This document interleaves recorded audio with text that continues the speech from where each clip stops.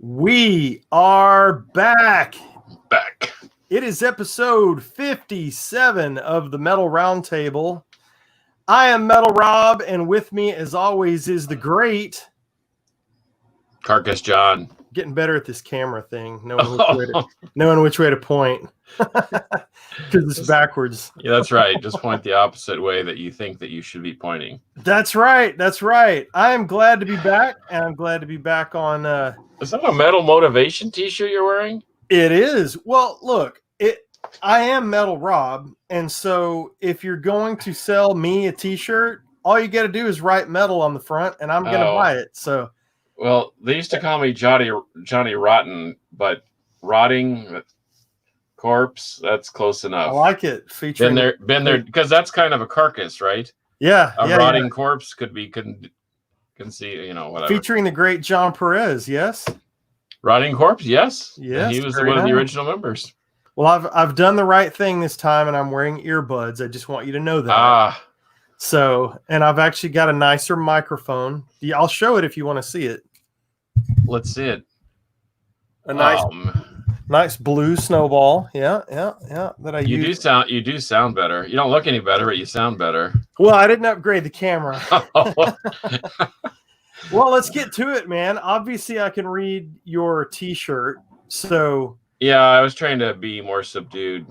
Try to stick with the Texas metal thing, and we were talking about. Last week we were talking about our favorite live shows. Well, the first time I ever saw Rotting Corpse was in a record store, and I was standing outside peering through the door like this to try and catch a glimpse. It was pretty crazy. Nice. When I used to drive from Houston to Dallas to find the good music scene, but yeah. Well, my shirt is in fact a Metal Motivator shirt from our friend CJ Ortiz. I picked up a couple of shirts during this whole lockdown thing to support our brother, and I've got this one, and I've got the one that I've worn before that says "Eat, sleep, and be metal." Are we still really locked down? Or eat, drink, and be metal. Eat, drink, and be metal. Yeah. So, yeah, I guess we're still locked down. I mean, I've been working 72 to 80 hours a week, and it doesn't feel like anything's locked down. Traffic's terrible again, and people are being belligerent. So people are starting to trickle back into my job too. So I'm running into people now. But hey, tell me who your shout out is, brother. I can't wait to get to mine. Well, get your crap out of the way so I can talk. You know what? I'm going to shout out Varnum Ponville. He's nice. The enigmatic singer for used to be with Gamma Side. He's a great dude, and we harken back to a time when he played one of my birthday parties, and it was freaking awesome. He's got a band called Cauldron, not to be confused with the three-piece hair band from Canada. No offense to them, but his version of Cauldron is good old Louisiana swamp metal. It's awesome. And he's got a new record coming out, and we're going to try and get him on the show to talk about that and Gamma Side and everything else and what's happening in the world. And he's got an couple of interesting hobbies. So my shout outs to Varnum, and more power to you, brother. And I can't wait to have you on the show. Yeah, man. And we had the great Rick Perry on last week. Thanks again for that. So there's a very quick shout out to the governor. Hello, governor. Hello, governor. He was a great guest, man. That was awesome. He has lots of stories. I feel like we barely even tapped into. No, and he will have lots of stories. And you know what? We tweaked a little bit on the album cover for the new Iron Jaw. Mm-hmm. And we have some interesting news, but I'll let him tell you that, because I think we're going to try and get the band on from their practice room in the next couple weeks. So awesome. I love it. Yep. All right. Well, check this out. Remember when I told the story a few weeks ago about doing some research to figure out who the Iron Maiden guy? Yeah. The Caldwell guy that wrote that was the credit on the Reach Out song that was on the B side of Wasted Years. Well, in the mail today, I was sitting on the front porch feeding the bunny, but you don't know what that means because you're not on Facebook anymore.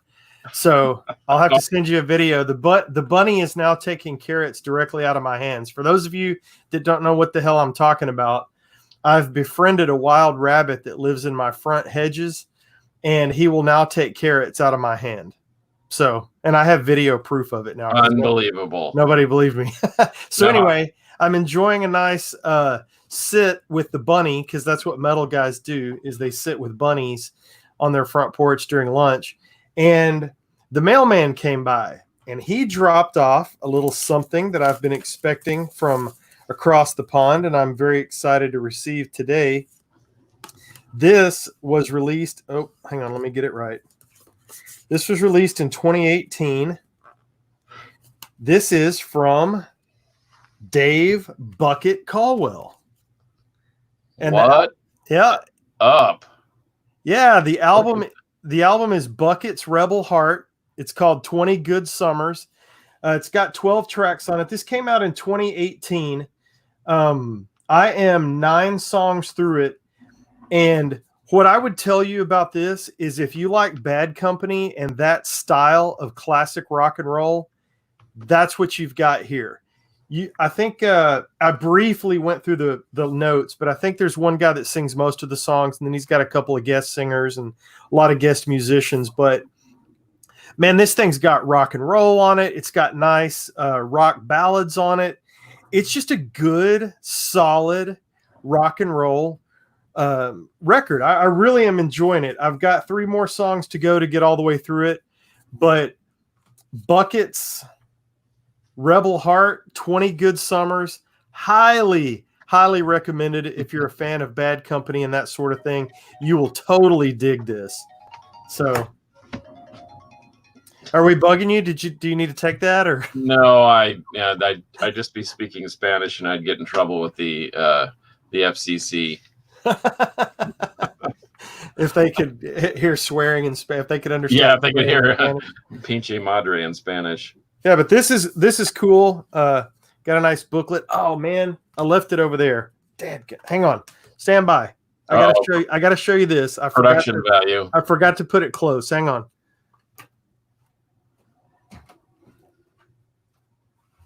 So I knew the CD was coming, and because he and I had talked about it.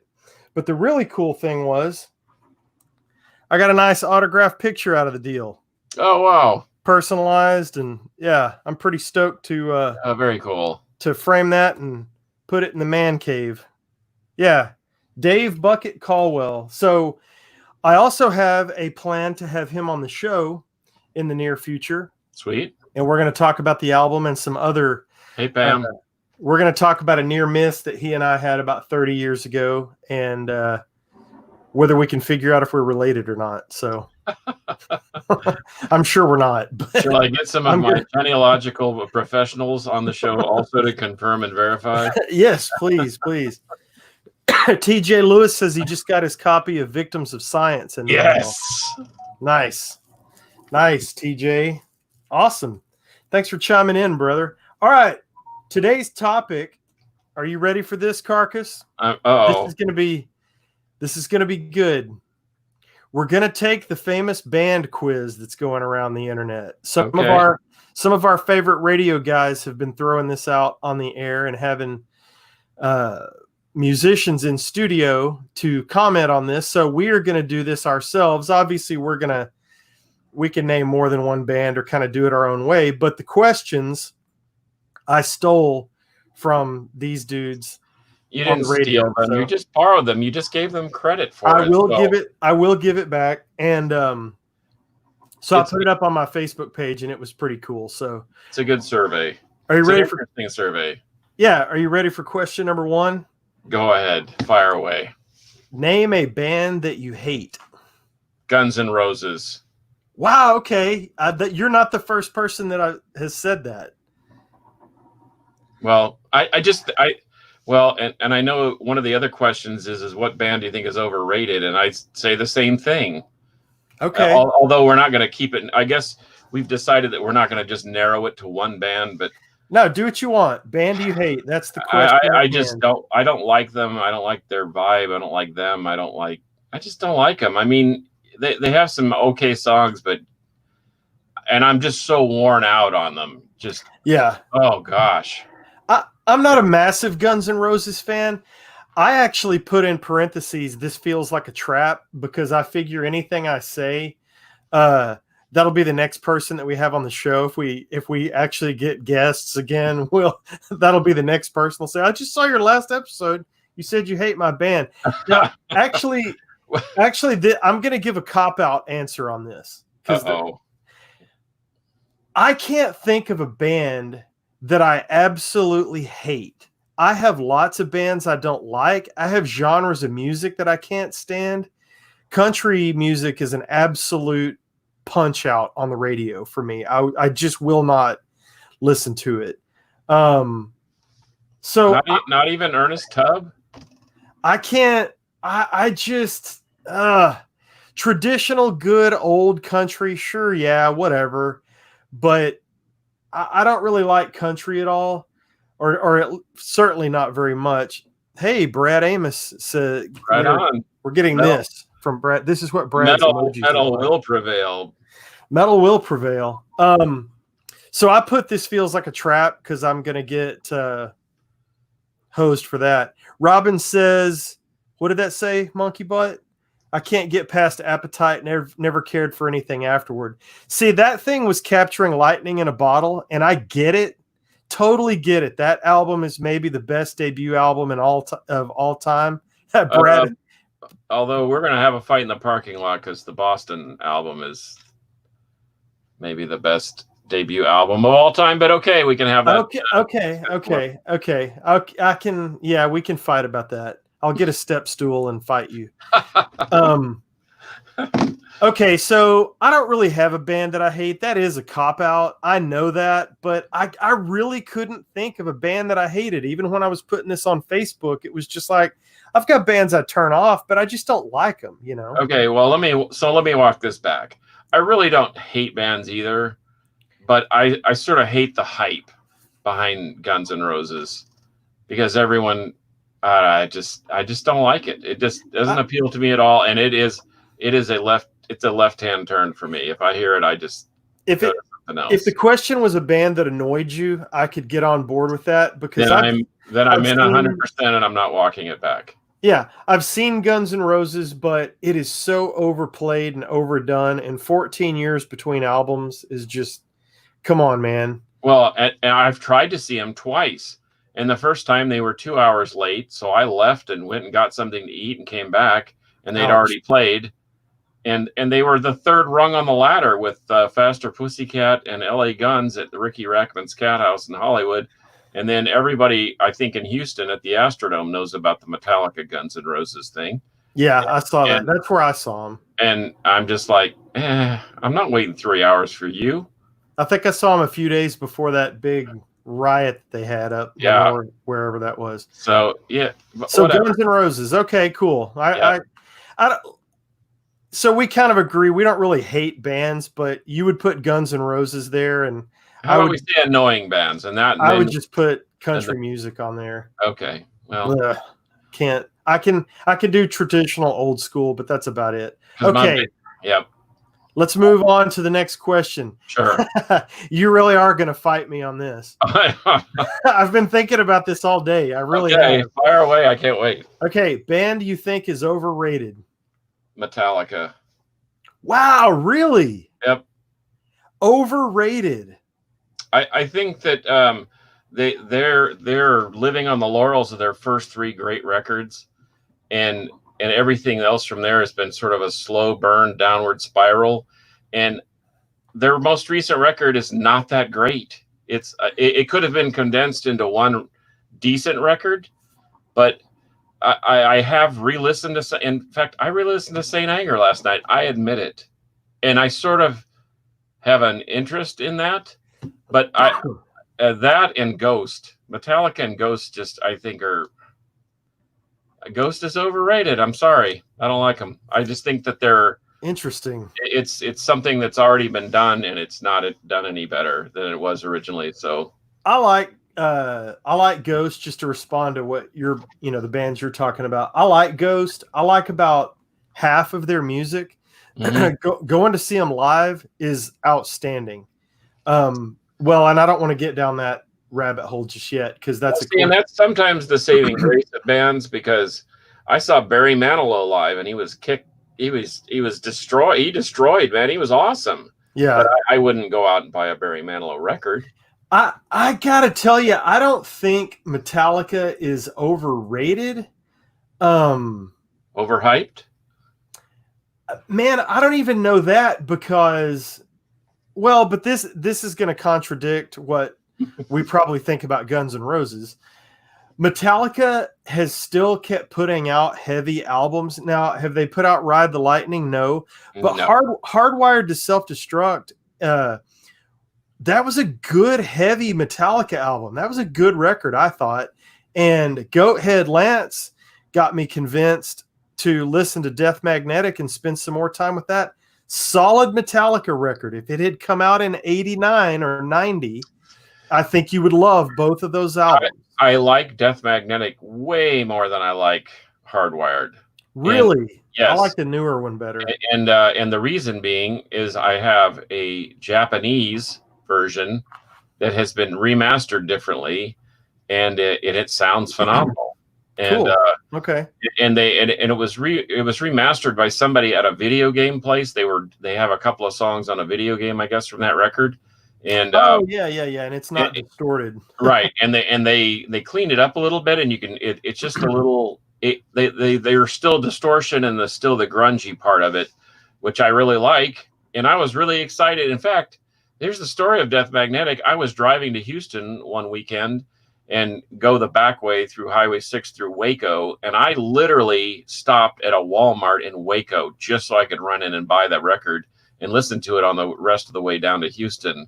And I wasn't disappointed, but the production kind of the mastering is too hot. It's just too loud. It crackles, and that's always bothered me. So that's been a hindrance to me listening to it a lot.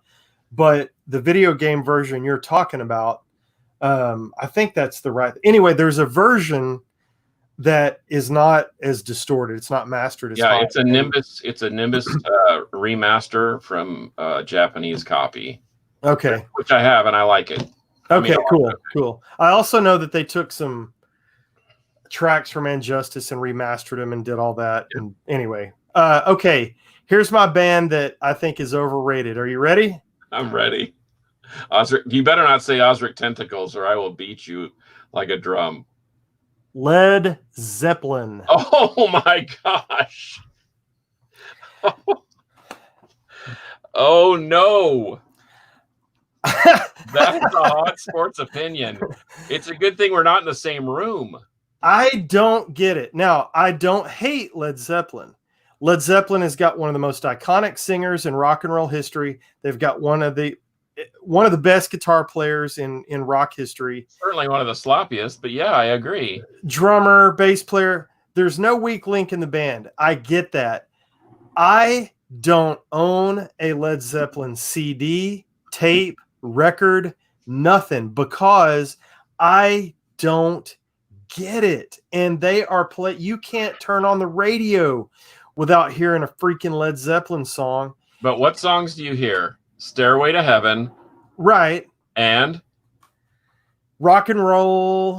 Have you ever listened to Led Zeppelin? One or two? Yes. I went and collected everything up to Coda on vinyl, everything.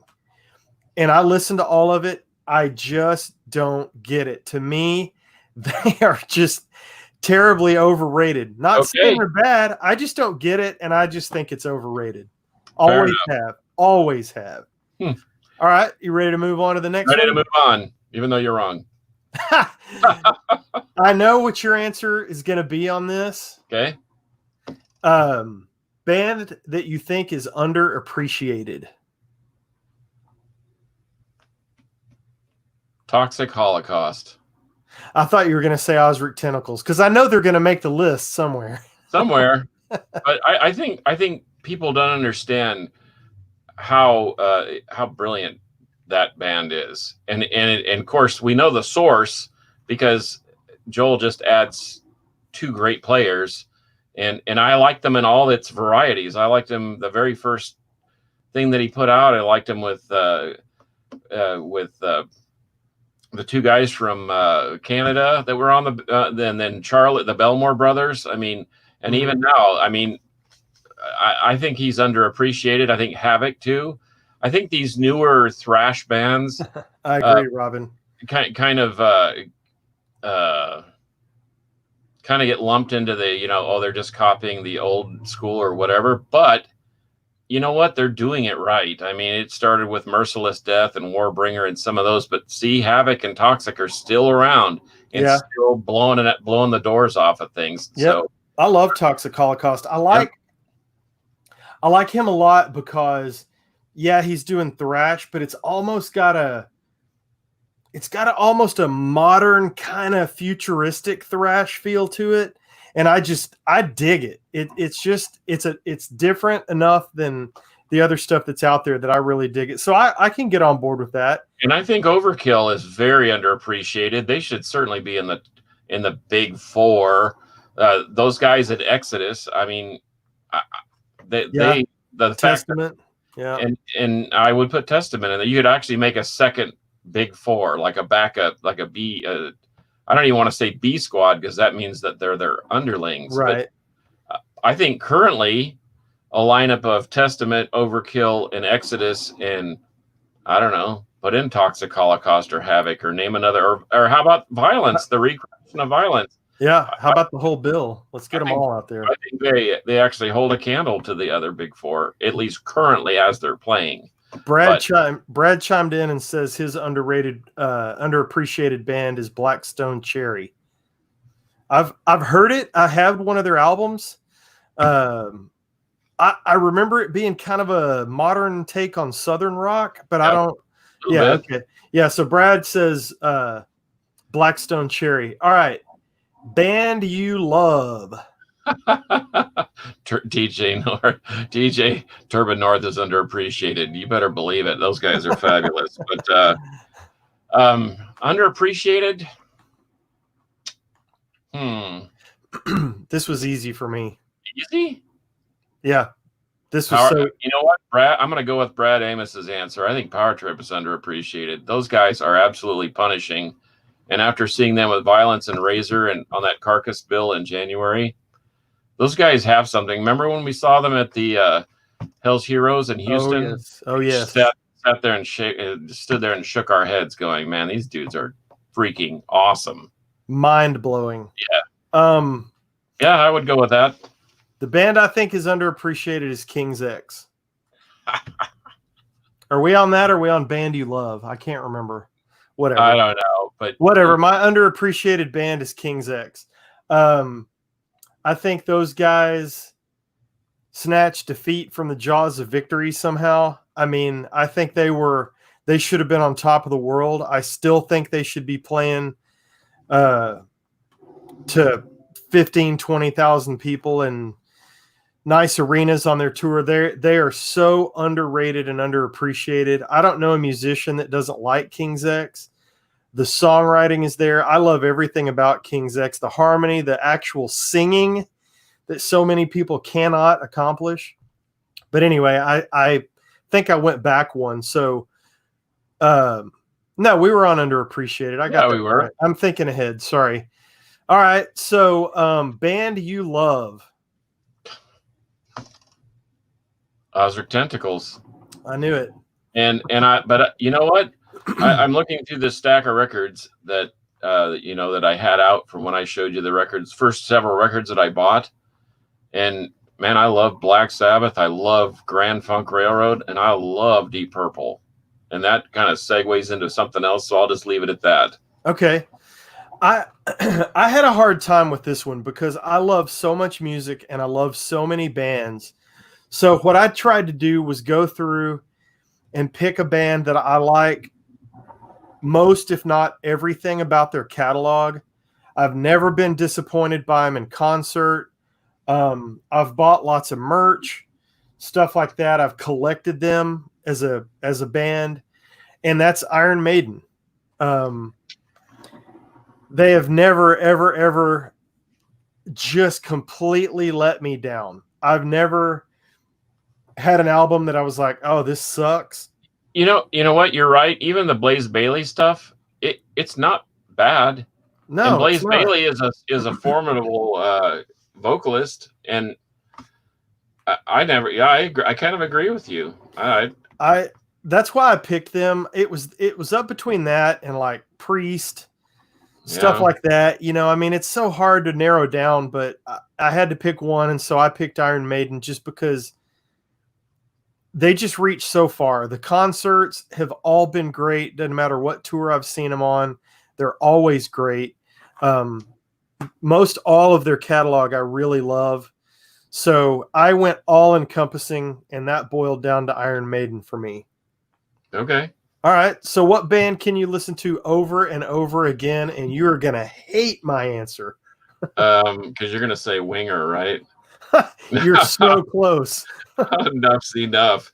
I'll tell you what I can listen to over and over, and it's going to be a strange combination of bands because, well, this is the Metal Roundtable, but I could listen to Flying Monk and Lord Atkin and Mankey and some of those Dominic Capello, some of those bands or some of those artists from the Amsterdam scene.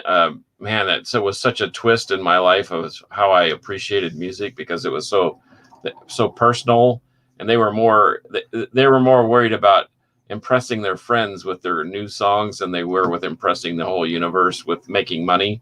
And but DJ Crush is another guy I could listen to over and over again. Ozric Tentacles, but any of those bands that I mentioned before, and I've been on a real kick with the whole. I go through these peaks and valleys with what I listen to, and I am on a thrash bender right now. Razor, Violence, Witch Trap, Death Hammer from Norway. I mean, I could go on, and I love the speed thrash stuff too, especially like the first Agent Steel records. People call that power metal, or power thrash, but it's just a straight up speed metal band or a speed metal record. Those first two, but so I don't know. Like you, I have such a variety of things I could listen to that Maiden does kick ass. Fraser. Yeah, they do. I'm glad he's watching. Thanks, Fraser. Yeah, he always watches. I love that guy. Stay in quarantine. Don't get sick. No. But I don't know. I guess those bands that I named, and you know what, people. I'll tell you one thing I could listen to over and over again is that doggone Forebode tape, and I would be remiss if I didn't say that. But I popped that thing in the other day.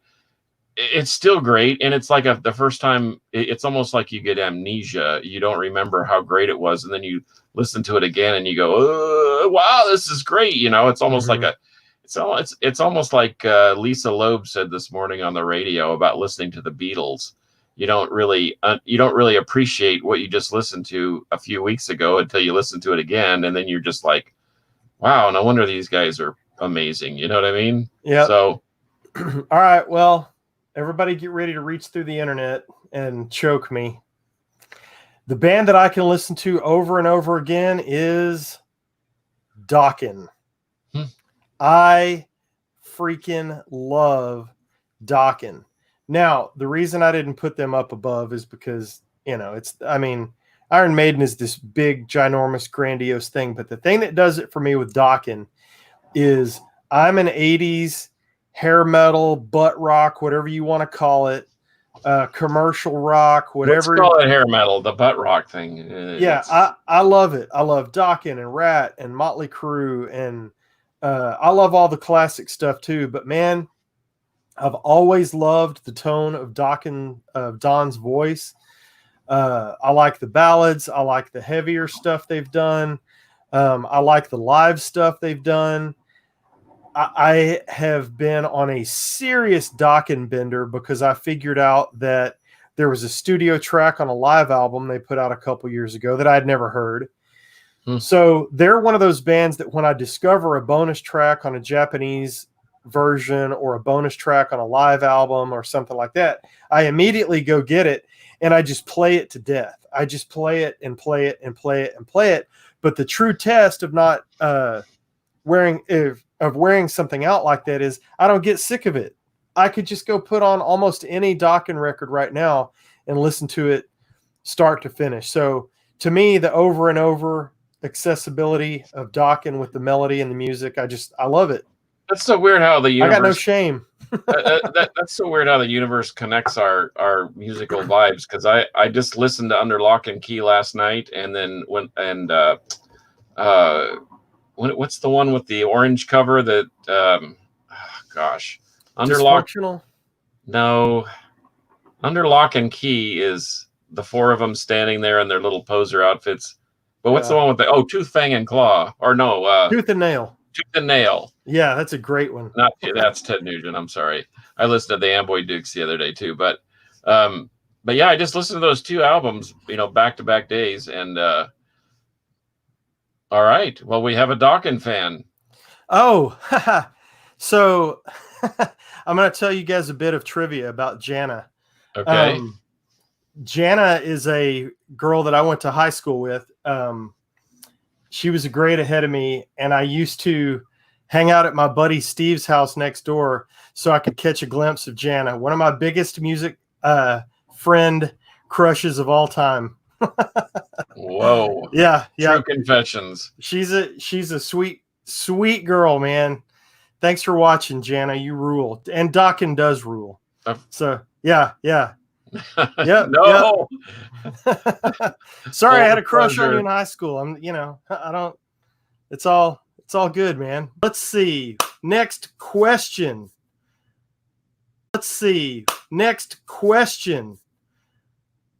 Band that made you fall in love with music. Deep Purple. Okay. Yeah, that's easy. Deep Purple. I bought Black Sabbath and that Grand Funk Shining On first, and I really dug them, but it was more about the cover and the weirdness of the songs. I think I told you the Sabbath I bought because it had a song called Rat Salad and Fairies Were Boots, and I thought I got to know what this is all about. And but anyway, someone said something about, I heard Smoke on the Water on the radio, and so I went and bought Machine Head, and that absolutely set me over the top. Okay. My musical awakening started with pop music and radio stuff. So I'm sure there was something a little bit earlier than this, but what really got me going with rock and roll, oddly enough, was when Joan Jett came out with I Love Rock and Roll. I was a young kid. I heard that. I thought that guitar riff was pretty cool and heavy, and I was probably listening to a little bit of Foreigner at the time and stuff like that. I don't think I had come across AC/DC and any of the harder rock or heavy metal yet. But the one that Janice's Def Leppard, that's a good one. Well, the first couple, yeah. Oh, yeah, for sure. But Joan Jett, Paw Wayne says ELO. That's another good one. But yeah, man, Joan Jett and the Blackhearts got me started down the rock and roll and musical path. Even though I'd been listening to some stuff before that, I think that turned the corner toward, harder rock and heavy metal. Hang on, I think I'm getting Facebook notifications. No, Robin says something about the Beatles turning him on, and his dad had a bunch of reels and he wore them out at an early age. Ah, nice. I believe it. And most, I'll never forget the time that my daughter called me and asked me if Forbidden had any more albums besides the first one. And I said, what? And my ringtone was one of the first tracks off that Forbidden album, Forbidden Evil. And when I found out that it was her ringtone, and I knew that her phone was near her mom, I used to call the phone all the time just so that riff with Russ Anderson screaming at the top of his lungs would go off. But anyway, but I think a lot of kids learn from their parents. I mean, my mother is a classically trained musician, and I learned from a classical side of things, but the intricacies of metal are steeped in classical music. So absolutely, it was a one-off for me. So what band changed your life? Well, Recently or early on, or I mean, I've had several. That's the question. Band that changed your life. Several abrupt. Well, I remember being in the Vinyl Edge record store. Chuck Roast is an enigmatic store owner down in Houston. He's been in business, since 82 or 3, and still going strong, even in this economy and in this pandemic and whatever. And he's a great guy. And he was playing Ozric Tentacles in his store. And I was always looking for something new. And when I heard that, I had to buy it. And I did. He didn't have what they were playing, but I said, I don't care what you have. I just want something from that band. And I noticed that like when I go to Born Late or a place like that, if they're playing something, and John Perez is notorious for this, if he plays something when I'm in there, I know he's trying to sell it to me. Oh, yeah, I bought a picture CD. And 90% of the time it works. Yeah, I bought a Uriah Heep CD because he pulled that Uriah Heep thing on me too, and it worked. Oh, man. But, so I would say that early on Ozric Tentacles, and then once again, like I said, when I went to Amsterdam and heard all these just crazy, cool ambient soundscape, trip-hoppy house type stuff, it was just so ominously beautiful that it changed how I, Yeah. Mine is AC/DC, but specifically 1980 AC/DC. 6 a.m. really. Why did Genesis 6 a.m.? And I'm guessing that's in the band that changed your life. What changed? Put the comment up because we can see it. Typo negative literally changed my life. That's TJ from Forebode. I know that did. I know that's Shut up, Andrew. Andrew, he's already posted. Yeah, Stevie Ray. There's one. I love Andrew. Yeah, dude, he should be a comedian as well as an amazing guitar player. Yeah. So mine is AC/DC, but specifically Back in Black 1980 because it was ominous, like you just talked about. It was darker than anything I had heard. It was heavier. That was really my turning point into heavy metal because I was listening to stuff like radio stuff. I remember the Go-Go's. I remember Genesis. I remember the Greg Kihn Band. I remember just top 40 radio stuff. And then a guy at school was playing Back in Black, and he let me borrow his tape. And I lost my mind. I played that. That is probably the album in my life that I have played more than anything else. And it just turned 40, by the way, or is about to. You know what? Now that I think about it, now that we're talking about it, when I started to get back into playing drums again after a long hiatus of several decades, it was recommended to me to put that on, and when I could play the whole thing all the way through. Bombo says Guns N' Roses. Don't get me started. But that's a shot at you. But that thing has got such a tight groove to it, and it's so simple, but it's just punishing that record. And I think you're probably right. I probably have played that record more often, at least in the last 10 or 15 years, than any other record. In fact, our lawyer friend, I did the same thing with him. I gave him Back in Black, and I said, when you can play this without failing and go all the way through it, all the songs on it, then you've succeeded. And he's working on it. Yep. So, yeah, that was just a game changer for me. Now, I'm going to call Andrew Atwood out because he keeps posting funny stuff, which is great. I want to know why Bang Tango changed your life, Andrew Atwood. And remember, this is a PG-13 broadcast, so. Well, Monkey Butt didn't have to put it up. He's our personal censor. So. Oh, that's right. He can drop. Okay, band that surprised you. Again, mine's going to be left field. You're not going to see it coming. Well, I think I already tipped my hand. I saw Barry Manilow. I went on a date. This was in the early 80s when I was still in college. And the gal said, look, I got tickets to Barry Manilow, and don't roll your eyes. You're going with me. And I was blown away. He was awesome. Yeah. And in the same light, I went and saw Journey thinking, it's just going to be a sweet, nice little concert. And man, they were just absolutely brilliant. It was so over the top good that I just couldn't. I couldn't believe. I couldn't believe. Anyway. Okay, Jana says because of Nicky overcoming his demon. Oh yeah, man, and that dude's had a few. Yeah, I read that Motley Crue book, and oh gosh. Yeah. Or the Nikki Sixx book, and it's scary. It's Barry scary. Manilow. That's interesting. That's I mean, I was shocked that he was that good. Yeah. But I mean, the guy's a pro. I mean, he's been playing, of course, 300 shows a year for his whole life. Why wouldn't he be decent? The one that blew me away, because I don't really like pop stuff, especially in the last, 20 or 30 years, but Rob Thomas, what was the band he sang for? Matchbox 20? Or 3 Doors Down, or 3 Days Grace? I think it was whatever. They're all Matchbox 20. That's how removed I am from popular music of the last couple of decades. But I went and saw Boston here in Allen, and or right down the street in Allen, and he killed it. No. I took the wife to see Counting Crows. It was Counting Crows, Rob Thomas, and somebody else. Sorry. So, and Counting Crows, whatever, wasn't my thing. She loved it, and they were good. But Rob Thomas absolutely crushed it, man. That dude is a great singer. He is an excellent front man.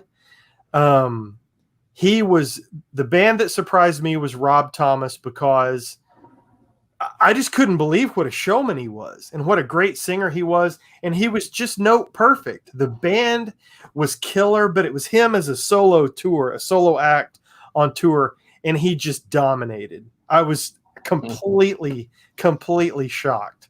Surprised for sure. I remember seeing, I remember there's a grind, like a death grind band called Mass Grave from Canada.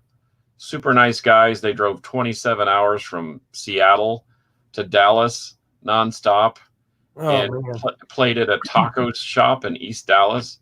Oh, and I was so blown out by how great they were, and the nicest people some of the nicest people I've ever met. And sometimes you just have those shocking moments where you're when you least expect it. And I didn't know much about them. I just heard there was a show and I was bored, and so I drove down there. In fact, I think I went down there to see Steel Bearing Hand, because this was at the behest of Wyatt Burton, and he said, "Now you're going to like these dudes." And oh my gosh, it was mind blowing. But so I go from Mass Grave to Manilow, and that pretty much looks like my collection in here. So I'm sorry. Sorry you don't like it. But that's anyway. Awesome. So Jana posted up a question. Are we talking live or whatever? It's really in any context. A band that surprised you live, a band that surprised you with an album. It's really however you interpret it. This is just how we're interpreting it. So she's saying Styx and Night Ranger last fall. I've never seen either of those bands. I used to never give Def Leppard a chance, and like a month ago, they blew my mind. I'm obsessed now. Are we talking early stuff or later stuff, TJ? TJ, I think this quarantine's getting to you. You need to get out and take a walk, man. Def Leppard's a great band, even now. I don't care for their later albums, but going to see them live in concert, the presentation is top notch. I didn't even know some of the songs they did because they were more modern. But On Through the Night is, I mean, that's one of those on the loop. You could listen to that thing on the loop. That and High and Dry, I guess. But I think Pyromania too. But I know you exit the train of Pyromania. And I exit the train.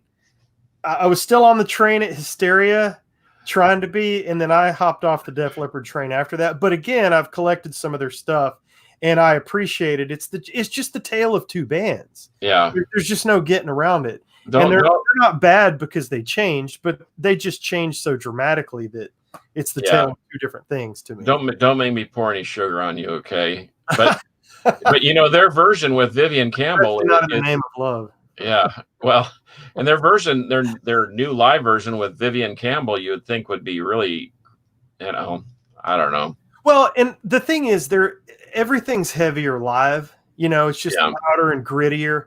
And when I saw them a couple of summers ago in Vegas with Poison and Tesla, It was great. I had a great time, and we just wanted something to do to go to Vegas, and that was in town, and we went. And Def Leppard, pretty safe. They crushed it. It was great. Yeah. Okay, I love this one. Guilty pleasure band. Drab Majesty. I don't know what that is. Boy Harsher. I don't know what that is. Well, just look them up. They're like post-punk Joy Division worship. Oh, okay. Yeah, they're almost synth pop stuff, and I'm letting Carcass down, and no, you're not. I've not heard Slang, Jenna. That is one that I actually have not heard. Is that it must be a newer record. I don't think I have that one. I'm looking to see. I don't have Slang. I've got a bunch of theirs, but I don't have that one. I will check it out. Man, and you're correct about the first. Jenna just needs to call in and be part of the panel here. She's like dropping bombs all over the place. I know. Well, we almost had them on the show once. We were going to have Ladies of Metal on, and I don't remember what happened. But yeah, we'll work on that. We'll get their perspective. Sure. Okay, my guilty pleasure is the goofiest, danciest, most pop thing ever. Donna Summer. Nope. It's a band. I don't even know what you'd call it. It's called Toy Box, and the name of the album is fantastic. And it is the most sugary, sweet, up-tempo dance music ever. And my buddy Jack from Houston introduced me to that. Jack the Giant Killer, probably 20 years ago, maybe more, about 20 years ago, I guess. And it just rules. It just rules. Toy Box, fantastic. I used to have it. I don't know what I did with it. I looked for it the other day because I knew we were going to talk about this eventually. And the CD copies have gone up. They're pretty expensive, but I will own it again. But oh my gosh, I am not a dancer, but I will wear it out, dude.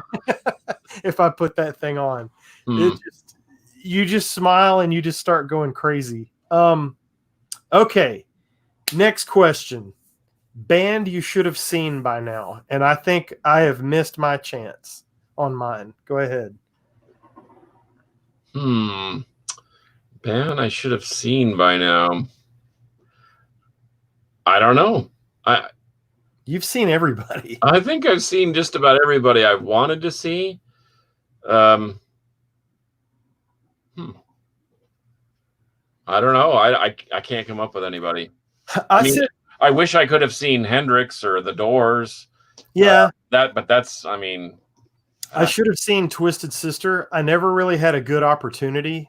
Oh. Honestly, I should have seen Twisted Sister. The band that I really regret not seeing, that I also think, because I think Twisted Sister's not going to come around anymore as Twisted Sister.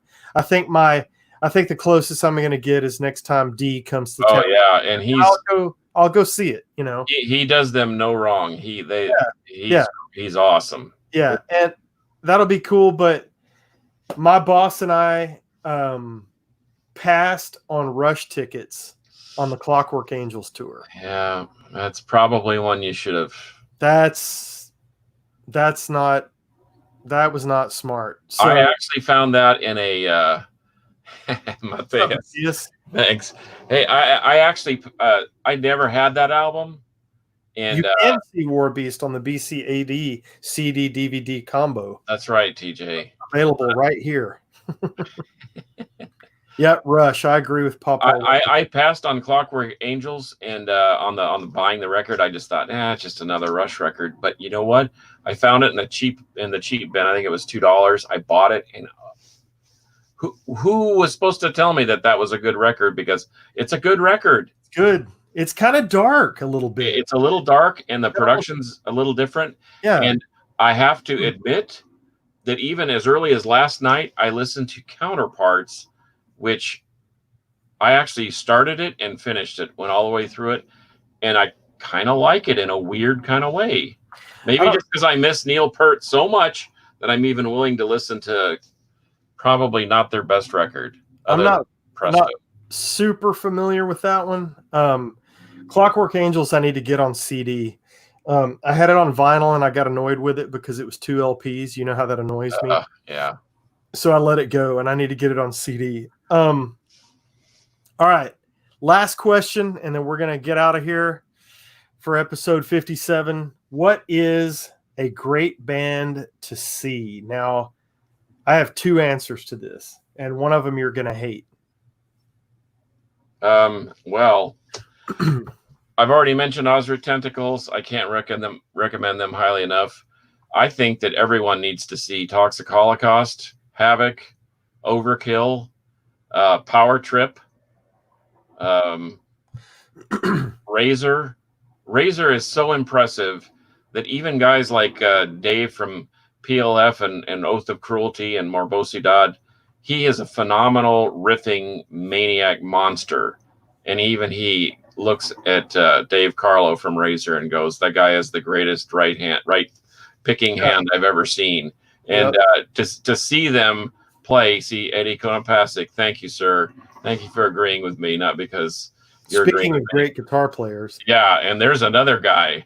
And you know what? Sammy Hagar, good call there, Papa Wayne, because he's phenomenal live. But man, Razor, if you haven't seen them, again, Hell's Heroes, just absolutely crushing. Yeah. I mean, there's a million bands that you should. I think that once this pandemic thing, I cleaned it up for the family, but is over, I think that the live music thing is going to go insane, and I hope bands tour like crazy. And I can't wait to get back to a live situation and see bands. I mean, me too. Our little soiree to see Exhorder and Overkill was just, I mean, it was, that's what metal is all about. Hellstar would have been in town this past weekend, this past Saturday night. And I guess that's been pushed out to into November, and I hope it happens. Yeah.